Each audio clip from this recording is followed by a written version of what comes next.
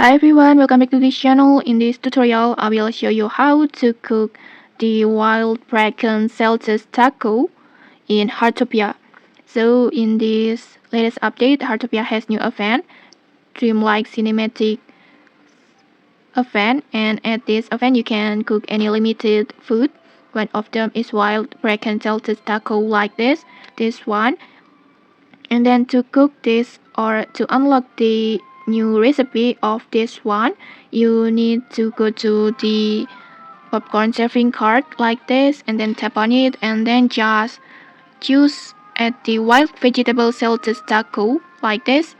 And then next just replace the wild vegetables ingredients to the fiddleheads vegetables like this.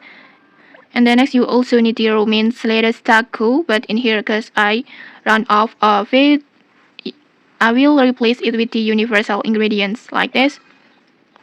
And then once all the ingredients are complete, just tap on the start cooking.